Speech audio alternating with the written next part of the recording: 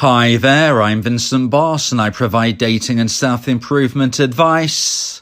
And in today's podcast, we're going to be discussing what happens when you go no contact. I provide audio coaching to help people try and get their ex back or get a new girlfriend or boyfriend.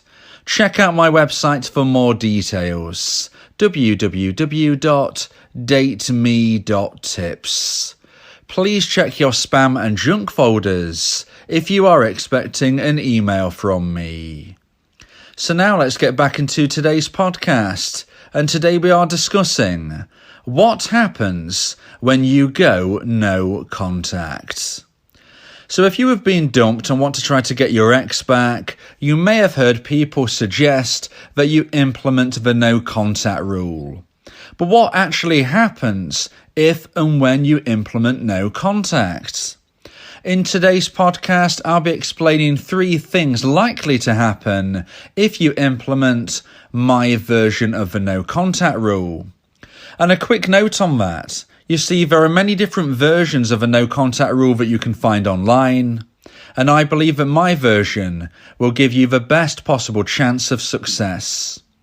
Please subscribe to my YouTube channel and listen to my playlist entitled The No Contact Rule to fully immerse yourself in my version of the rule. So let's get straight into this, and number 1 is you start to recover. So probably the main thing that people don't fully understand about implementing my version of a no contact rule is that it's not just about trying to get your ex back. Yes, I believe it increases your chance of getting your ex back, but probably more importantly, it helps you start to recover. Now let's think of this logically. If you want to try to get your ex back, you need to recover first. You can't get your ex back when you are in a mess. You can't get your ex back when you have an unstable mindset. You can't get your ex back unless you've improved upon the person that was dumped. Okay, so think of it logically in that way. Now, even if you don't want to get your ex back, even if you just want to move forward in a different direction, you still need to recover. So in essence, what we are saying is that you must go through breakup recovery whether you want to get your ex back or not. And therefore, you want to be looking at the best way to try and go through breakup recovery. What is the best way to improve your chances of getting through breakup recovery ASAP? And I would say that is implementing my version of a no contact rule. Now, even though this is more likely to help you get through this bleak and difficult tunnel ASAP, it doesn't mean that it's going to be a quick and easy journey. Unfortunately, recovery can take a long time, and everyone will get through this journey at a different time, at a different pace. It takes everybody a different length of time to go through breakup recovery. This is not a race. You are not in a race with your friends, your family members who may be through something similar and are saying to you things such as, look, you should be over your ex by now. Now, look, you will go through your breakup recovery at your own pace. So even though I believe my version of a no contact rule will help you get through this ASAP, that is as soon as possible. And possible for you might be a lot different to possible for your friends or family members. So just remember, you aren't in a race. You go through grief, you experience grief, you get through the stages of grief and breakup recovery at your own pace, at your own time. But my version of a no contact rule will help you start to recover because it gives you the space to fully, understand what went wrong. You can really look at things clearly. What did you do wrong? What did your ex do wrong? What circumstances were against you? What would you do differently in the future? That is a very important part of no contact. It gives you the space to actually consider the situation fully. And B, it enables you to use that information and to then improve. So you might come to the conclusion that you made a few mistakes. Look, we're all human, we all make mistakes. But you can then use B, as I'm saying, you can use this opportunity to rectify those mistakes, to improve in a way where in the future you aren't going to be making those mistakes, whether it's with your ex, whether it's with somebody new. It's so important to not only acknowledge what you may have done wrong, what your ex may have done wrong, and what you can learn from this as a whole. But it's important that you also work on those results. You find out what has happened and then you work on them. Now, you might come to a conclusion, but your ex did a lot of things wrong. They're only human as well, and they would have also made mistakes. But you might think to yourself, I don't want those elements in a partner, and hence, I don't want my ex back unless they change. You will learn about yourself. You will learn what's important. The space of no contact gives you that opportunity to think about this and also to go through the recovery. Now, additionally to this, when we're considering how no contact can help you recover, it will give you opportunity to breathe, not just for yourself, but for the relationship which you have now recently lost.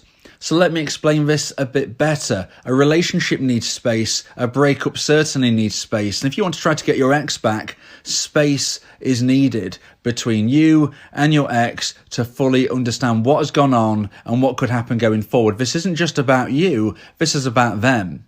Now, although in the other points of today's podcast, I'm going to be focusing more on these type of elements, it's important just to say right now that your breakup recovery will be enhanced if you are in the knowledge that your ex is also getting this opportunity to see things a little clearer. Okay, you can't recover if you think that everything is going to be going wrong on your ex's end. If you're thinking, look, this isn't going right for me, everything's going wrong because on my ex's end of things, they're going to be doing A, B, C, all of these things which aren't going to be helping me, you can rest assured that the space you are generating is going to increase the chance of your ex seeing things clearly, which will also help with things moving forward into the further points of today's podcast. So as I'm saying in point number 1 of today's podcast about what happens when you implement my version of a no contact rule, well, first of all, it helps you recover and it puts you into a position where you can get through breakup recovery as soon as possible for you. So now let's get into point number 2 and the second point of today's podcast about what happens when you go no contact. And point number 2 is your value grows. So as we were just touching upon there, if you create space after the breakup, your ex can start to see things clearer. And what they will also start to see is the fact that you aren't chasing them. Now, let's be clear. When a relationship ends, the person who ends the relationship does not consciously want you, the dumpee, to chase them. If they wanted you to chase them, then why would they end the relationship? If they want to be with you in the specific moment, they are unlikely to have decided to end the relationship. Now, of course, there are some narcissists out there who might try to use an extreme version of push-pull, where they might dump you and try to create a scenario where you want them even more so. But that is not the case with the general populace, okay? Most people who end a relationship are doing so because they've lost romantic emotional attraction and they don't see a future on this path with you two together in a romantic relationship. So, when somebody ends a relationship, they become the dumper, and consciously, they are not thinking or wanting you to chase them. But subconsciously, your ex-dumper is expecting you to chase them. So consciously, they don't want you to, but subconsciously, they're expecting you to. And if and when you don't chase your ex, if and when you don't hassle them, if and when you don't text them every day, every week, even every month, you might say, if you are leaving this space, if you enable space to get between you and your ex to see things clearer, and then for their subconscious to think, wait, my ex-dumpee is not contacting me. Why aren't they reaffirming my value? I don't really want them to, but why aren't they? I dumped them. Surely they want me. Surely they need me, but they're not contacting me. So what does this mean? Well, in your dumper's unconscious mind, they will then start to feel a difference. They will start to see a change in their own mindset. And instead of seeing you as a lower value individual and them as a higher value individual, they see themselves as the person who made the decision and you as the person who was unable to get what you wanted. That is what they see at the breakup. Instead of that, this transitions into them seeing you as a higher value individual, because your value will start to grow in their mind because you don't need them. Subconsciously, the dumper will start to think, wow, my ex doesn't actually need me, because if they needed me, surely they would be contacting me. Surely they'd be chasing me. And if they don't need me, then maybe they're higher value and I'm lower value. If they don't need me, then I'm lower value than them. Why is this? Have they found somebody better than me? Am I not as good as people that they want to spend time with now? All of these things can flood a dumper's subconscious. And although It might not trickle through into their conscious mind for a while yet, or in some cases, ever at all. We have to be honest and acknowledge all possibilities. In most instances, if a dumpee implements my version of a no contact rule, in the dumper's mind, they will start to see their ex, the dumpee, as a higher value individual. So in essence, the dumpee's value will grow if and when they implement and maintain my version of a no contact rule. Now, there is no 100% guaranteed way to get your ex back. Nothing works 100% of the time. Nothing fails 100% of the time. But if you want to increase your chance of success, you need to have a stable, level playing field of value. We need to level the scales of value. And at the time of a breakup, as I said, your ex, the dumper, made the decisions. They automatically become the higher value individual. The dumpee automatically becomes the lower value individual. We need to even these scales. Because if we don't even the scales, the chance of reconciliation long term is minimal. If you implement my version of a no contact rule, your value is likely to grow. So now let's get into point number 3 and the final point of today's podcast about what happens when you go no contact. And point number 3 is your ex wonders about you.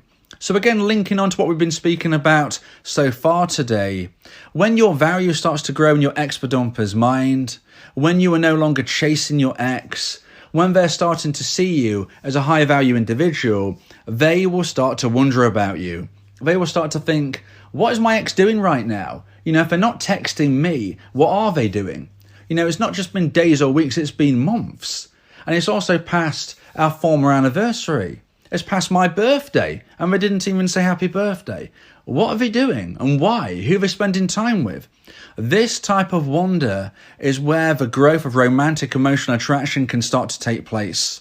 I get asked so many times by dumpees, how can I try and get my ex back? How can I grow romantic emotional attraction in my dumper's mind if I'm not connected on social media, if I have no friends in common? How can I do this? Well, you have the power of my version of a no contact rule. And as I said, please subscribe to my YouTube channel, check out the playlist entitled The No Contact Rule, and listen to it all of the way through to fully immerse yourself in my version of a rule. Because if you follow these instructions and these suggestions, you're more likely to create a scenario where your ex, the dumper, wonders about you. And if they wonder about you, they will grow intrigue, which grows romantic emotional attraction. And if they hit the necessary high point of intrigue and romantic emotional attraction, this is when the dumper is most likely to reach out.